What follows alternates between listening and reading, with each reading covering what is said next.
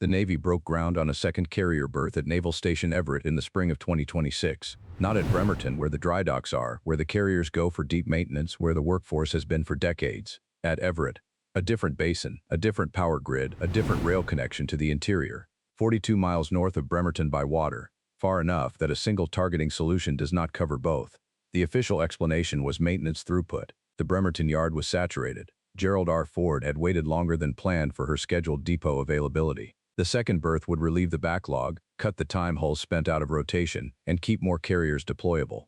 That is what the press release said. The official footage showed the carrier at pier, line secured, crew at parade rest. What the camera did not linger on was the berth itself, and what occupying it means for every ship that cannot. Because the audience for the concrete pour at Everett was not Congress, it was not the fleet. The audience was a targeting cell inside the People's Liberation Army Rocket Force that has been running Pacific carrier suppression exercises since 2020. And what they saw in the Everett groundbreaking was not a maintenance decision. They saw a targeting problem that just got twice as hard. This video is about what the Everett berth actually is. It is a dispersion decision dressed in maintenance language. It is the Navy's answer to a missile geometry problem that has been compounding for 6 years.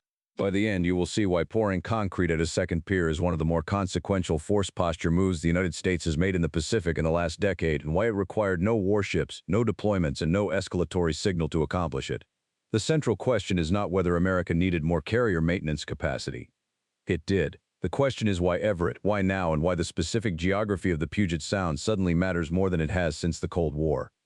Hold that question. The answer requires a detour through a Chinese missile's flight path. The DF-26 is a road-mobile intermediate-range ballistic missile. Its declared range is approximately 4,000 kilometers. In its anti-ship variant, it carries a maneuvering warhead designed to hit moving targets at sea. The Pentagon has called it the carrier killer in public reporting, a label that is accurate about the intent and misleading about the operational complexity.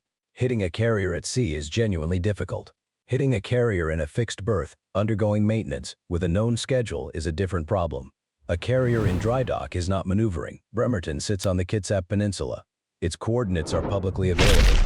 The Puget Sound Naval Shipyard has been on the same patch of ground since 1891. The basin where carriers moor during long-term availabilities is not a secret. It appears in satellite imagery, in shipyard tour videos, in naval history archives going back generations. A carrier undergoing a planned depot-level maintenance period is at Bremerton for months, sometimes longer.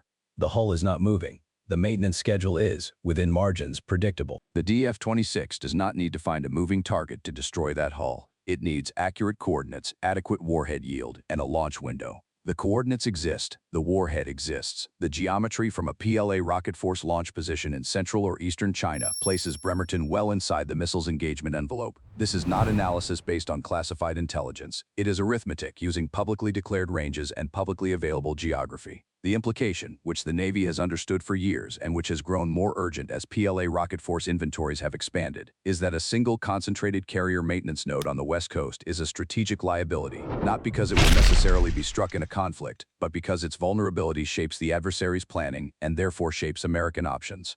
To understand what that means in practice, consider a P-8 crew on a submarine hunt, cross-checking a sonar display as contacts resolve out of the noise. That geometry, replicated across the Pacific, is what targeting cell planners have to defeat before they can build a credible carrier suppression scenario. The PLA Rocket Force does not think about carriers the way a naval officer does. A naval officer thinks about the carrier as a platform for strike aviation, for air defense, for power projection.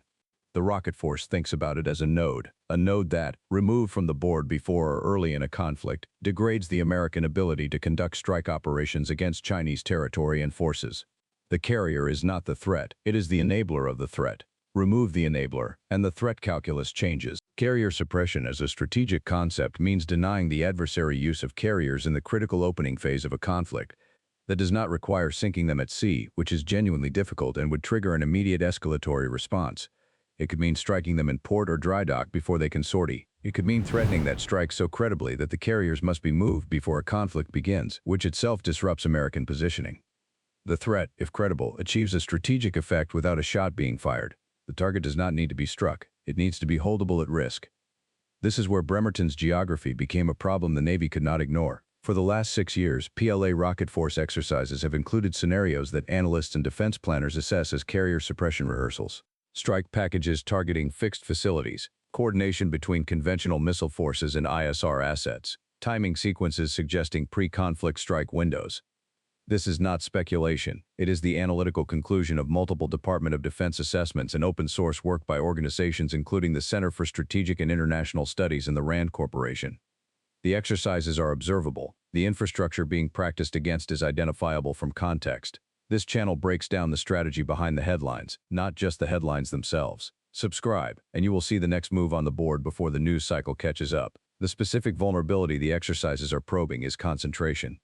One carrier maintenance facility on the West Coast means one set of coordinates for a targeting solution. One location that ISR assets need to monitor. One facility whose degradation could remove multiple hulls from operational availability simultaneously. The calculus for a carrier suppression planner with Bremerton as the only option is relatively contained. The warhead allocation is known. The ISR burden is bounded. The timing is, within the predictability of maintenance schedules, manageable. Put a second berth 42 miles away, in a different basin with different infrastructure, and the calculus changes. Now the planner needs two targeting solutions, two sets of ISR assets, two warhead allocations, two timing sequences that must be coordinated. The burden does not merely increase, it compounds. And in a conflict where precision munitions are a finite resource and coordination is vulnerable to disruption, that compounding matters. The Cold War parallel is instructive. After the Beirut barracks bombing in 1983 demonstrated the catastrophic effect of concentrating forces in a single predictable location, the Pacific Fleet underwent a deliberate dispersion review. The lesson was not new. Military planners have understood since at least the Second World War that concentration enables efficiency and vulnerability simultaneously. Pearl Harbor was the defining American illustration. The Japanese strike succeeded as completely as it did because the fleet was concentrated, the location was known, and the timing was predictable. The Navy spent the following decades distributing carriers across multiple home ports, multiple oceans, and multiple operational patterns specifically to complicate adversary targeting. The post-Cold War period reversed some of that logic. With no peer competitor capable of threatening American ports, the efficiency gains from concentration dominated the calculus. Bremerton became the West Coast hub for carrier maintenance because it had the infrastructure, the workforce, and the history. The security cost of that concentration was manageable when there was no adversary capable of holding it at risk. That condition no longer exists. The DF-26 battery deployments that began appearing in satellite imagery in the early 2020s changed the equation. Not immediately, and not in a way that required an emergency response, but steadily, and in a direction the Navy could model with increasing precision. What was a theoretical vulnerability became a quantifiable one, and a quantifiable vulnerability has an engineering answer. The engineering answer is Everett. But here is the detail that does not appear in the maintenance throughput framing, and it completes the strategic picture. The choice of Everett over alternative sites was not purely about capacity. Several locations on the West Coast could provide additional carrier berthing. Everett was selected because of a specific set of geographic and infrastructure criteria that only make sense when you are thinking about dispersion rather than throughput. Everett and Bremerton are in different basins of the Puget Sound. They share a maritime approach through the Strait of Juan de Fuca but diverge inland. They are connected to the continental interior through different road and rail corridors. They draw from different electrical substations and different municipal power grids. They have different fuel infrastructure connections. These are not incidental engineering facts. They are the specific characteristics a targeting cell would assess when evaluating whether a strike on one location would cascade to the other. For a strike to achieve its operational objective of suppressing carrier availability, it would need to damage the hull and the supporting infrastructure sufficiently to prevent recovery within a militarily relevant timeframe. If Everett and Bremerton share critical infrastructure, a strike on one might be sufficient to degrade both. If they do not, the planner must treat them as independent targets. The Navy's investment in ensuring that Everett's infrastructure is genuinely separate from Bremerton's is not detailed in the public record. But selecting a site with independent power, independent rail, and a different basin is not coincidental. So here is where the strategic paradox from the opening closes and immediately opens again at a different level. The Everett berth forces PLA Rocket Force planners to double their required resources for a carrier suppression strike on West Coast maintenance facilities. That is the first-order effect. The second-order effect is more consequential, and it is about ISR. Intelligence, surveillance, and reconnaissance burden is one of the most constrained resources in a contested conflict environment. Tracking a carrier in dry dock sounds straightforward. It is not. The carrier itself is stationary. but determining which maintenance phase it is in, whether it is capable of emergency sortie, what its power and propulsion status is, and when it will return to operational availability requires persistent monitoring. A single carrier at a single facility is one ISR requirement. Two carriers, potentially at two facilities, on different schedules, with different infrastructure status, is a qualitatively different requirement. Persistent coverage of both, simultaneously, in a contested electronic environment where American counter-ISR capabilities are active, is a meaningful operational burden. The detail that stayed with us when going through the public record on the Everett decision is how precisely the geographic separation maps onto the ISR coverage problem. 42 nautical miles is not an arbitrary number. It is far enough that a single overhead asset cannot maintain persistent high-resolution coverage of both facilities simultaneously. It is close enough that the transit time between them for a carrier preparing to sortie is measured in hours rather than days. The geography creates an ISR problem for the adversary while preserving operational flexibility for the fleet. That balance does not come from a maintenance throughput study. It comes from a force protection analysis. The specific hulls most likely to rotate through the new Everett berth are the West Coast home-ported Nimitz-class carriers. As of mid-2026, the West Coast carrier fleet includes USS Nimitz, USS Carl Vinson, USS Theodore Roosevelt, and USS John C. Stennis, with Gerald R. Ford having completed her initial operational period. These hulls cycle through planned maintenance availabilities on schedules that are predictable years in advance. The saturation problem at Bremerton is real and documented. Nimitz-class carriers require increasingly complex maintenance as they age, and the Bremerton workforce has been under sustained pressure managing multiple concurrent availabilities. The Everett berth is expected to handle intermediate availabilities, maintenance periods of 3 to 6 months that fall between the full dry dock cycles that require Bremerton's dry docking infrastructure. These intermediate availabilities are precisely the periods when a carrier is most predictably stationary and most vulnerable to the targeting scenario the DF-26 creates. Moving some fraction of those periods to Everett does not eliminate the vulnerability. It distributes it, and distribution is the available answer when elimination is not achievable. An MH-60 Seahawk leaving the deck is not a guarantee. It is a managed hedge, putting another set of sensors between the adversary's targeting cell and a clean firing solution. The risk narrows, it does not disappear. What does PLA Rocket Force planning look like after the Everett berth becomes operational? The answer is visible in the math. Before Everett, a carrier suppression scenario targeting West Coast maintenance facilities requires a targeting package optimized for a single location. ISR assets focus on Bremerton. Warhead allocation is calculated for the specific infrastructure at one site. Planning cycles can be refined over time against a stable target set. After Everett, the targeting package must cover two locations. ISR assets must maintain persistent coverage of both, and must develop the analytical capability to determine which hull is where at any given time. Warhead allocation must double, or the planner must accept that a strike destroying one location while missing the other leaves the adversary with surviving carrier capacity. The planning cycle must account for the possibility that maintenance schedules shift hulls between the two facilities in ways that complicate timing.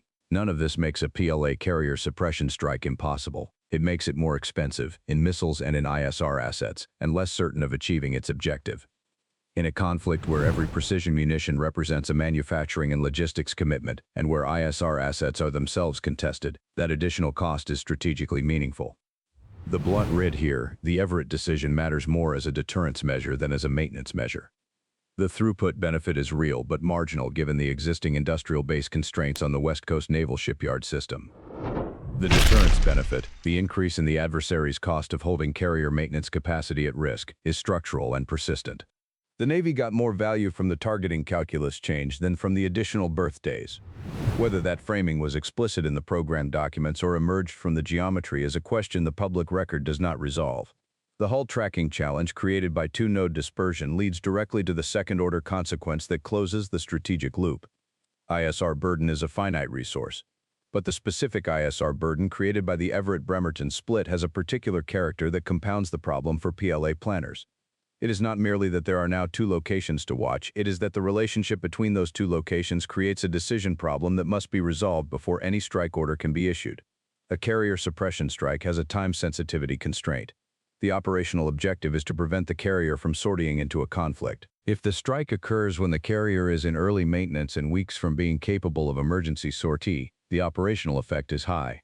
If the strike occurs when the carrier is in final systems checkout and 24 hours from operational availability, the effect may be marginal. The hull may be undamaged enough to sortie, the maintenance may be far enough along to allow it. The timing of the strike relative to the maintenance cycle matters enormously to the operational outcome. With one location, tracking the maintenance cycle to determine optimal strike timing is a defined problem. With two locations, the planner must track two cycles simultaneously and must determine whether a decision to strike both, which requires more missiles, is justified given the uncertainty about which cycle is at which stage. This is the ISR compounding effect. The two-node system does not merely double the ISR requirement. It creates a correlation problem that requires substantially more analytical effort to resolve. The cost the Navy is imposing on PLA planning with the Everett berth is not just warheads. It is analyst hours, satellite passes, signals collection, and planning cycle time. These are costs that accumulate in the years before a conflict, degrading the confidence of the targeting cell, and they are costs that must be paid regardless of whether conflict ever occurs. The Cold War Dispersion Review provides an imperfect but instructive parallel. After 1983, the Pacific Fleet's dispersion effort was driven partly by the same logic, making the Soviet targeting problem harder by reducing concentration. The Soviets had long-range naval aviation and submarine-launched cruise missiles capable of striking Pacific Fleet facilities. The American response was not only to build better defenses at the existing facilities, though that happened too. It was to ensure that no single strike could achieve the suppression objective against the entire Pacific Surface Fleet. The difference in 2026 is that the adversary's precision and range have improved substantially relative to 1983. The Soviet threat was real but operationally complex. The DF-26, with its road-mobile launcher and maneuvering warhead, presents a targeting problem for American defenses that the Cold War analog did not. The dispersion response is therefore more urgent, not less than it was in the 1980s, and the infrastructure investment required to make dispersion real, rather than nominal, is more demanding. Aircraft carriers at pier, Seahawks on deck, radar scopes manned around the watch are the current answer. That answer holds only as long as the conditions that keep those assets ready, crewed, and dispersed remain in place. The first condition is infrastructure separation. The value of the two-node system depends on the two nodes being genuinely independent. If power grid integration, shared fuel infrastructure, or co-located logistical systems create dependencies that a single strike could exploit, the dispersion benefit is degraded. The Navy's infrastructure investments at Everett must maintain genuine independence from Bremerton, and that requirement will impose costs over time as infrastructure naturally tends toward integration for efficiency reasons. The second condition is workforce distribution. The specialized workforce that performs carrier maintenance is concentrated in the Puget Sound area. A strike that did not target the physical facilities but targeted the workforce, or the transportation corridors that allow the workforce to reach both facilities, could degrade both nodes simultaneously. This is an unconventional targeting approach, but it is within the conceptual framework of the scenarios the PLA has been exercising. The third condition is the adversary's counter-investment. The PLA Rocket Force does not have a fixed inventory, it is expanding. An adversary that determines it needs to allocate more warheads to achieve a carrier suppression objective will, over time, build more warheads. The deterrence effect of Everett is real today. Its durability depends on whether the American investment in dispersion outpaces the adversary's investment in additional strike capacity. There is a detail worth naming that does not resolve cleanly. The Everett decision addresses West Coast carrier maintenance. It does not address the broader problem of Pacific carrier availability during a conflict. The carriers that would matter most in a Taiwan contingency or a South China Sea crisis are the carriers on deployment, not the carriers in maintenance. The maintenance capacity argument and the deterrence argument both apply most directly to the period before a conflict begins, when the adversary might attempt to suppress American carrier capacity by striking facilities before they can sortie. Once a conflict begins, the carriers are either at sea, which is where they provide operational value but also where they face the conventional DF-26 anti-ship targeting problem, or they are in maintenance, which is now a two-node problem rather than a one-node problem. The Everett investment improves the pre-conflict deterrence posture and the conflict opening targeting problem. It does not address the at-sea targeting threat, which remains the more contested analytical question. The PLA's development of the DF-26 anti-ship variant has been assessed by American defense analysts as a genuine capability, though its operational reliability against a maneuvering carrier strike group, defended by Aegis systems, with active jamming and decoy operations, is not the same as its reliability against a stationary hull and a fixed berth. The at-sea problem and the in-port problem require different analytical frameworks and different American responses. Everett answers the in-port problem. The at-sea problem is still being worked. What do you think? Does the two-node dispersion approach at Puget Sound actually shift the deterrence calculus enough to matter, or does it become obsolete the moment PLA Rocket Force inventory reaches a threshold where doubling the target set is no longer a constraint? Comment below. because this is a genuine strategic debate without a settled answer. The strategic assessment as of August 2026 is that the Everett berth decision was correct, was overdue, and reflects a maturation of American Pacific force posture thinking that had lagged behind the pace of PLA capability development. The maintenance throughput framing was not dishonest, it was incomplete in a way that served legitimate operational security interests. The real audience for the decision was not the press release's audience, and the real strategic logic did not need to be published to achieve its effect. The PLA targeting cell does not need to read the press release. It reads the satellite imagery. The geometry argument from the opening is now fully on the table. One berth at Bremerton meant one targeting solution for a carrier suppression strike against West Coast maintenance facilities. Two berths at separated basins with independent infrastructure means two targeting solutions, doubled warhead allocation, doubled ISR burden, and a correlation problem that degrades planning confidence. The cost of that degradation is imposed on the adversary continuously, in every planning cycle, regardless of whether conflict ever occurs. That is what the concrete at Everett bought. Not maintenance days, targeting complexity. And targeting complexity, imposed at sufficient scale and duration, is a form of deterrence that does not require a warship underway or a sortie into contested waters. It requires a construction contract, a different power grid, and a geography that the Navy finally decided to use. The Everett groundbreaking will not be the last dispersion decision of this era. The logic that drove it, the recognition that concentration creates vulnerability that precision adversaries can exploit, applies to more than carrier maintenance. It applies to logistics hubs, to fuel storage, to the airfields on Guam that are themselves inside the DF-26 envelope, and have been the subject of hardening and dispersion analysis for years. The Andersen Air Force Base complex on Guam, which hosts B-52s and rotational combat aviation, is approximately 1,800 miles from Taiwan and sits inside the DF-26's declared range. The hardening and tunnel storage program at Andersen reflects the same dispersion logic applied to a different asset class. The pattern is visible across the Pacific force posture picture. Concentration is being traded for resilience, efficiency is being traded for survivability, and the cost of the trade is being measured in construction budgets rather than in operational risk. The question left open is Guam. The hardening program is real and funded. The tunnel storage for munitions, the fuel storage dispersion, the runway redundancy investments, these are visible in public budget documents and in satellite imagery of the ongoing construction. But the ISR exposure of Guam, and the PLA's ability to maintain persistent coverage of a fixed island, 1,800 miles from the Chinese coast, is substantially better than its ability to maintain persistent coverage of two separated facilities inside the Puget Sound. Guam cannot be dispersed. It is a fixed island. The American response to the Guam vulnerability problem is not the same as the Everett response to the Bremerton problem, and the Guam chapter of this strategic arc is not yet written. Comment. Yes, if you think Guam hardening is sufficient deterrence. No, if you think the fixed island geometry is a problem that hardening alone cannot solve. Here is what the Everett decision actually earned. The most effective strategic message America sent to the PLA Rocket Force in the spring of 2026 was not a carrier sortie, not a bomber overflight, not a freedom of navigation operation. It was a construction permit. Because the adversary's spreadsheet is the target, and concrete changes the math. The board favors dispersion today. An adversary building inventory to answer it is doing so against a clock, and radar scopes and sonar displays on patrol vessels are the instruments that measure how much time remains.